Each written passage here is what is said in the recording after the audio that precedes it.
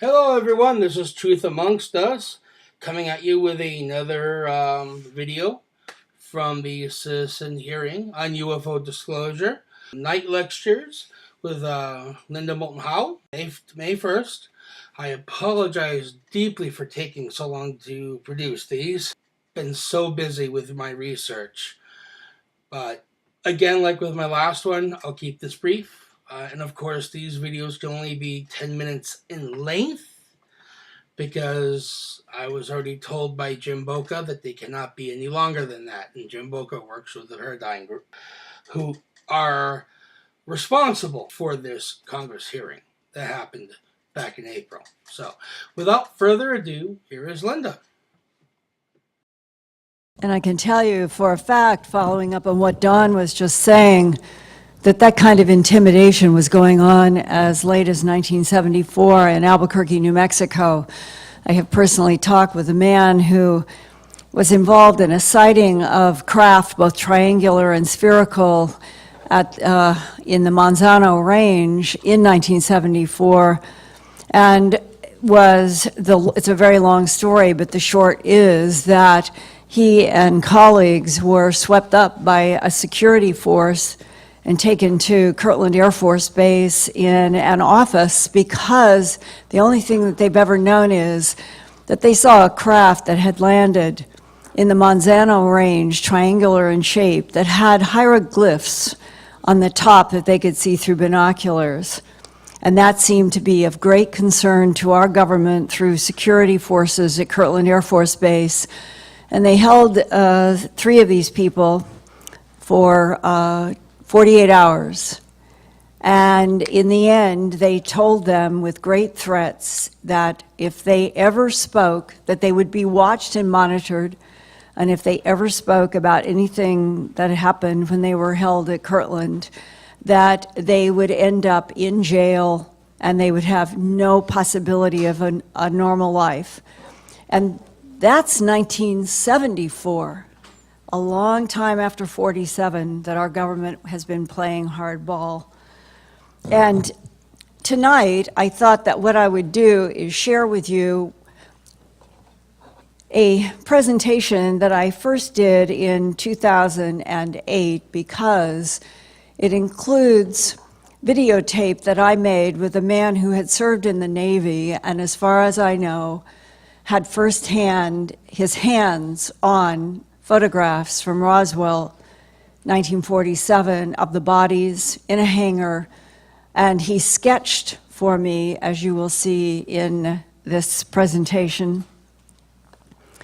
And then the consequences to his own life for having seen these photographs in an unusual military context, and how it followed him through the rest of his career until he got out of the Navy. And the last conversation he had was with a 4-star in Washington, D.C., in Space Command, who had a dialogue with him, I think, with an astonishing conclusion.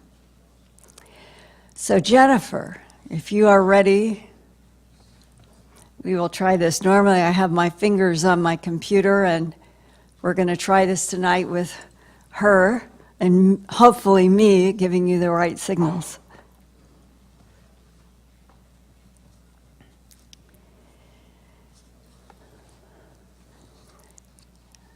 Our government does not want public disclosure. That's the premise upon which all of us have to face and what we are standing on as we gather for this citizen hearing in 2013. It's been more than half a century of monitoring and interactions with non-humans by this government that does not want a single soul outside of inner sanctums to know. There is a formal policy of denial executed by President Harry S. Truman after July 1947 in the UFO crashes around Roswell. I have talked with a man who was working in the naval lab in White Sands, and he said it is his understanding that it was an executive order by Harry S. Truman. It is not privy to the American public, and yet it is an executive order that carries through all of this time since 1947 with such force that agency after agency in the inertia of batons being passed has kept and strengthened and deepened this policy of denial to the point that I frankly am of the opinion that it is the suppression of the extraterrestrial interaction with this planet that is turning the United States into a complete totalitarian police state. In the early 1990s, a Las Cruces, New Mexico resident named Andrew Kistner met me to talk about leaked documents and information from two military sources at the White Sands Missile Range. Their information was about our government's military aggression in the 1940s to 1950s against an alien disk technology, the disk technology retaliation, and American government clampdown to keep the truth from the media and the public. By the late 1990s, Andy Kistner was elected state representative for New Mexico's Doña Ana County. During his 2 years in state government, Andy was frustrated by the secrecy and denials he encountered when he tried to find out more about the alleged 1947 UFO crashes in the Roswell region. Andy had tried to help Congressman Steve Schiff of New Mexico in that congressman's own effort to open up more facts about the Roswell events. But even Congressman Schiff was blocked. Andy Kistner told me his private White Sands sources not only categorized the disk technology as extraterrestrial, but the sources had an explanation for why there has been such a strict government policy of denial since the early 1940s, long before 1947. Before I go forward with insights from Andy Kistner's investigations, let's look at what was being discussed among President Harry S. Truman's investigators of the extraterrestrial biological presence on Earth. According to alleged and leaked government documents, a special executive order on September 24, 1947 was signed by President Truman to keep a tight lid on all non-human intelligence matters. President Truman allegedly handpicked a group of 12 people from top scientific, medical, military, and business leaders to study the extraterrestrial presence. And their code name was either Majority 12 or Majestic 12. I've had explanations for why both names have been used through history. Slide 2. In a September 24, 1947 MJ-12 mission statement, there was a preliminary white-hot intelligence assessment. It referenced another highly classified retrieval of an unidentified lenticular aerial technology, abbreviated to ULOT-1. That disk was in Cape Girardeau, Missouri, and the year was 1941. What was retrieved? The craft's propulsion system in this document is called a, quote, neutronic power plant, close quote. Who studied this neutronic power plant? Physicist Robert Oppenheimer, head of the top secret Manhattan Project in Los Alamos, which created the first atomic bombs dropped on Japan in 1945. These leaked Majestic 12 documents indicate the U.S. government already had extraterrestrial hardware and perhaps entities dead and alive long before the New Mexico crashes in July 1947. Slide 3. The MJ-12 first annual report of 1952 began, quote, a review of the President's special panel to investigate the capture of unidentified plan form. Plan form is anything that has this shape to it. Space vehicles by U.S. armed forces and agencies. Their conclusion, slide 4, quote, a consensus reached by members of the panel that until positive proof that the Russians did not attempt a series of reconnaissance flights over our most secure installations, the sightings and recovered objects are interplanetary in nature, close quote. Slide 5. In paragraph 1 of that same report, the MJ-12 panel stated, quote, V-2 rocket launches at the White Sands Proving Ground, New Mexico, have been knocked down by undetermined jamming. The source of the jamming is believed to come from UFO sightings on or near the range. Guidance systems are believed to be vulnerable, and this presents a clear and present danger. Such keeper flights carrying nuclear weapons are too horrific to contemplate. Shielding of systems and circuits are underway. Slide 6. As to purpose and modus operandi, we are not certain, but it is clear that if these visitors had conquest in mind, it would not be difficult for them, given their ability to penetrate our airspace at will and their ability to jam radio, telephone, television, and teletype transmissions, let alone power grids, close quote. Did the United States government share these astonishing facts with any other leaders on this planet, let alone the American public? Slide 7. Paragraph L, Foreign Policy and National Security states, quote, to date, only Great Britain, Canada, and the Soviet Union are contacted and appraised in the event invasion is imminent. It is the current policy of the administration that no other foreign countries will be consulted or advised. The national security status of the Majestic operation exceeds that of the H-bomb development. The classification is higher, as we have heard before. Slide 8. It has been the downfall of great nations and cultures when a new reality is not readily accepted by the masses. The social order was severely ravaged by the last World War, with great damage to the religious dogma of earth without end, thus making a government disclosure irresponsible and inherently dangerous. Close quote. Slide 9.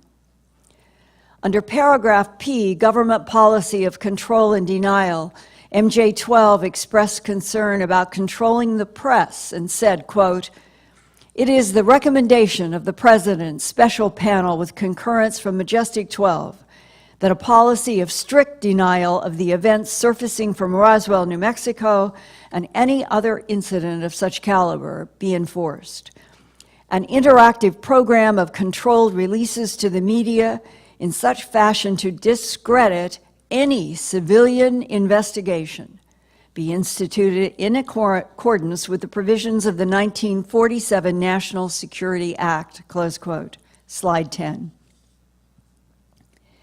In Annex B, paragraph 21, the panel chairman, who was MIT physicist Vannevar Bush, PhD, argued for, quote, funding air defense projects that would be useful in combating the new menace, meaning aerial discs, instead of developing ballistic missiles, which have proved to be useless, close quote, meaning that in attacking the discs, the missiles had failed.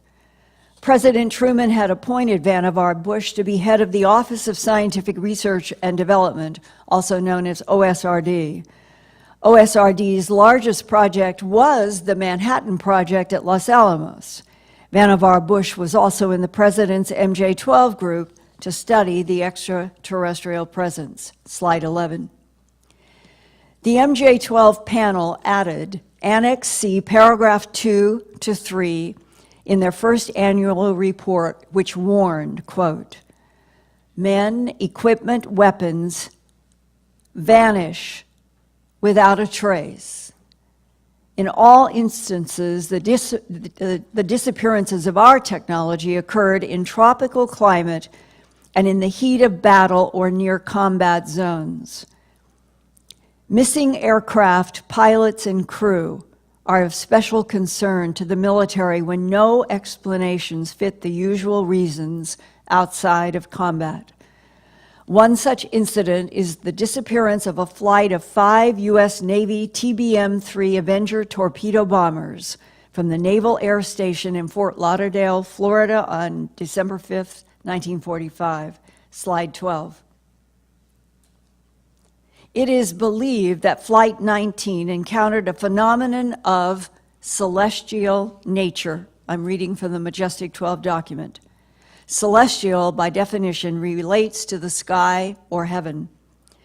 The last known radio transmission from the instructor pilot was heard by a ham operator, quote, "Don't come after me. They look like they are from outer space. I'm at 2,300 feet. Don't come after me." Then 2 years later, on January 7th, 1948, and about 7 months after the Roswell UFO crashes, U.S. Air Force Captain Thomas Mantell tried to pursue a large silver disk near Godman Air Force Base in Kentucky. But he died in the subsequent crash of his plane. Slide 13. The Majestic 12 panel quoted the last radio transmission from Captain Mantell, quote, "It appears to be a metallic object, and it is of tremendous size," close quote. The MJ-12 panel further explained that, quote, "When Godman personnel arrived at the crash scene," slide 14, "Mantell's F-51 was found in many pieces, not large sections as one would find from a free stick descent." And unfortunately, I had to stop it there. But as Linda was saying, the government has for quite some time been covering up the alien and UFO presence on our planet.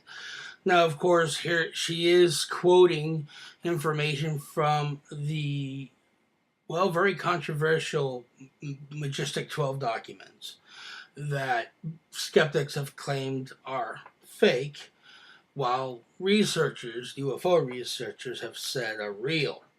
So you can take it for what it is. I always encourage everyone to research every topic, including the Majestic 12 documents that Stanton T. Freeman claimed was mailed to a colleague, and that's how he acquired them. So, but this here is the May 1st night lecture. A majority of this clip is just mostly Linda discussing the Majestic 12 document, and the Majestic 12 document has been in circulation for quite some time. And the information just goes on about, about a cover-up and how a selected 12 from our government were basically responsible for releasing any propaganda into the mainstream to cover up any UFO crashes and to basically instigate any kind of campaign or campaigns to, well, make the phenomenon seem silly. And that's pretty much the gist of the Majestic 12 subject. And sorry if I sound a little bit off today, but I haven't had my caffeine yet. I'm recording this early in the morning. So anyways, I will continue to record these and provide you with the best information possible. Again, I really wish I could provide the entire clip. It would be great if I could, but unfortunately I cannot. So, as I always say, guys and gals, keep your eyes to the skies. You never know what you're going to see. It's a very long story, but the short is that he and colleagues were swept up by a security force and taken to Kirtland Air Force Base in an office because the only thing that they've ever known is that they saw a craft that had landed in the Monsanto Range, triangular in shape, that had hieroglyphs on the top that they could see through binoculars. And that seemed to be of great concern to our government through security forces at Kirtland Air Force Base. And they held 3 of these people for 48 hours. And in the end, they told them with great threats that if they ever spoke, that they would be watched and monitored. And if they ever spoke about anything that happened when they were held at Kirtland, that they would end up in jail and they would have no possibility of a normal life. And that's 1974, a long time after 47 that our government has been playing hardball.